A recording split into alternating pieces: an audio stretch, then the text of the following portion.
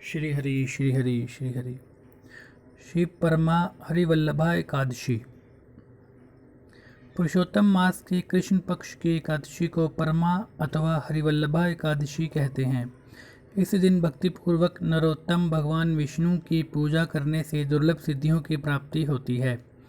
धर्मराज युधिष्ठिर बोले, हे वासुदेव, अब कृपा करके मल मास के कृष्ण पक्ष की एकादशी का नाम, उसके व्रत की विधि तथा महात्म्य को विस्तार पूर्वक बतलाइए। श्री कृष्ण जी बोले, हे राजन, इस एकादशी का नाम परमा है। इस व्रत के प्रभाव से समस्त पाप नष्ट होकर लोक में सुख तथा अंत में मुक्ति मिलती है। शुक्ल पक्ष एकादशी के समान ही इसकी विधि है। नरोत्तम भगवान का भक्तिपूर्वक पूजन इस एकादशी में करना चाहिए। इस बारे में एक मनोहर कथा जो कांपल्य नाम नगर में हुई, मैं तुमसे कहता हूँ। प्राचीन काल में कांपल्य नामक रमणीक नगर में सुमेधा नाम का एक अत्यंत धर्मात्मा ब्राह्मण रहता था। इसकी स्त्री भी अत्यंत पतिव्रता थी, परंतु दुर्भाग्यवश वे अत्यंत दरिद्र थे। अनेक मनुष्यों से भिक्षा मांगने पर भी उनको भिक्षा नहीं मिलती थी। इस कारण भली प्रकार भोजन, वस्त्र और रहने को स्थान तक नहीं था। रूप व यौवन से संपन्न उसकी स्त्री अपने पति सहित अत्यंत कठिनता से जीवन निर्वाह किया करती थी। कई कई दिनों तक भी उपवास करना पड़ता था, परंतु उसकी पतिव्रता स्त्री स्वयं भूखी रहकर भी अतिथि सत्कार अवश्य करती और अपने मुख पर कभी मलिनता तक न आने देती। साथ ही अपने पति से कभी किसी वस्तु की याचना तक न करती। भूख और गरीबी के कारण उसका शरीर दिन प्रतिदिन दुर्बल होता जा रहा था।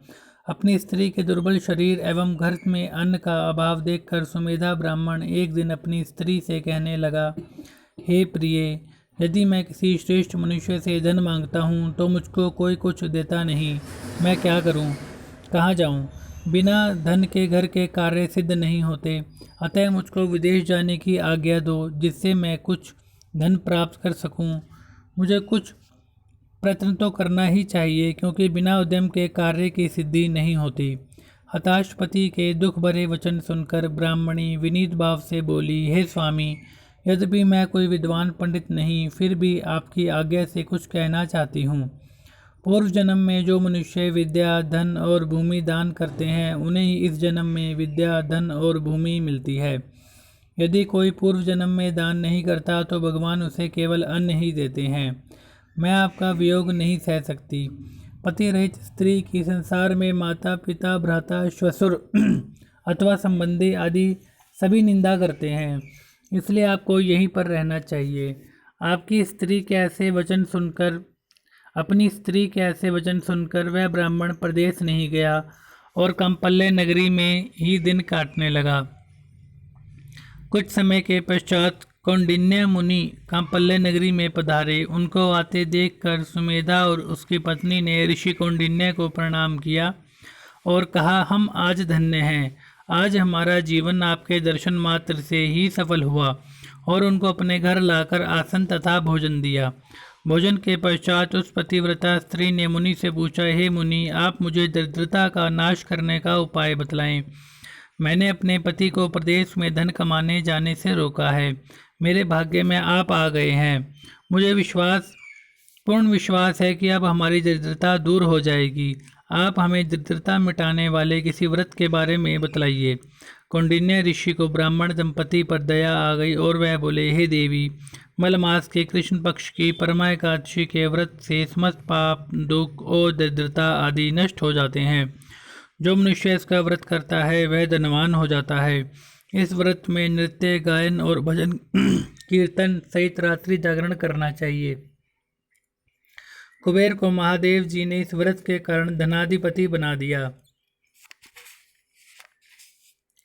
इस व्रत के प्रभाव से सत्यवती राजा हरिश्चंद्र को पुत्र, स्त्री और राज्य प्राप्त हुआ था। तत्पश्चात मुनि ने उसको एकादशी के व्रत की समस्त विधि बतलाई।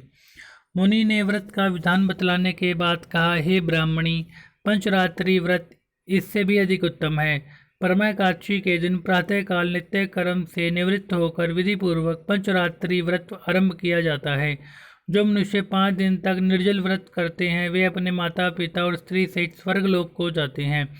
जो 5 दिन तक संध्या को केवल एक समय भोजन करते हैं वे स्वर्ग को जाते हैं। जो मनुष्य स्नान करके 5 दिन ब्राह्मणों को भोजन कराते हैं उन्हें समस्त संसार को भोजन कराने का फल मिलता है। इस व्रत में जो घोड़े का दान करता है उन्हें 3 लोक दान करने का फल मिलता है। जो मनुष्य उत्तम ब्राह्मण को तिल सहित दान करते हैं वे तिल की संख्या के बराबर विष्णु लोक में रहते हैं। जो घी का पात्र दान करते हैं वे सूर्य लोक को जाते हैं। जो 5 दिन तक ब्रह्मचर्य पूर्वक रहते हैं वे देवांगनाओं के साथ स्वर्ग में भोग करते हैं। हे पवित्रे, आप अपने पति के साथ इस व्रत को करिए, इससे आपको प्राप्त धन और सिद्धि प्राप्ति होगी और अंत में पति सहित स्वर्ग को जाओगी। कौंडिन्य मुनि के कहे अनुसार ब्राह्मण दंपति ने 5 दिन परमा एकादशी का व्रत किया। व्रत समाप्त होने पर उसने देखा कि एक राजकुमार अपने सेवकों सहित उसके सामने खड़े हैं। राजकुमार ने ब्रह्मा की प्रेरणा से एक सुंदर नवीन मकान जो कि सब वस्तुओं से सजा हुआ था रहने के लिए उन्हें दिया। साथ ही राजकुमार आजीविका के लिए ग्राम देकर अपने महल को चले गए। वे दोनों इस व्रत के प्रभाव से अपनी संतानों सहित अनंत सुख भोग कर अंत में स्वर्गलोक को प्राप्त हुए। जो मनुष्य परमा एकादशी का व्रत करता है उसे समस्त तीर्थों में दान आदि का फल मिलता है। जिस प्रकार संसार में 2 पैरों वालों में ब्राह्मण, 4 पैरों वालों में गौ, देवताओं में इंद्रराज श्रेष्ठ हैं, उसी प्रकार महीनों में अधिक मास उत्तम है। इस महीने में पंचरात्रि व्रत अत्यंत पुण्य देने वाला है। इस महीने में पद्मिनी और परमा दोनों ही एकादशियाँ श्रेष्ठ हैं। उनके व्रत से समस्त पाप क्षीण हो जाते हैं। दुर्बल मनुष्य को भी कम से कम एक व्रत अवश्य करना चाहिए। जो मनुष्य अधिक मास स्नान तथा एकादशी को व्रत नहीं करते उन्हें आत्मघात का पाप लगता है। यह मनुष्य योनि बड़े पुण्यों से मिलती है, इसलिए मनुष्यों को सभी एकादशियों के व्रत अवश्य करने चाहिए। इस संवाद का उपसंहार करते हुए भगवान श्री कृष्ण ने कहा, हे धर्मराज युधिष्ठिर जी, जो आपने मुझसे पूछा था सो मैंने आपको बतला दिया। अब आप इसका व्रत भक्तिपूर्वक कीजिए। जो मनुष्य अधिक मास की एकादशी तथा शिवरात्रि का व्रत करते हैं वे स्वर्ग में इंद्र के समान भोगों को भोगते हुए तीनों लोकों में वंदित होकर विष्णु लोक को प्राप्त होते हैं। इति श्री एकादशी व्रत महात्म्य कथा समाप्तम। श्री हरि श्री हरि श्री हरि।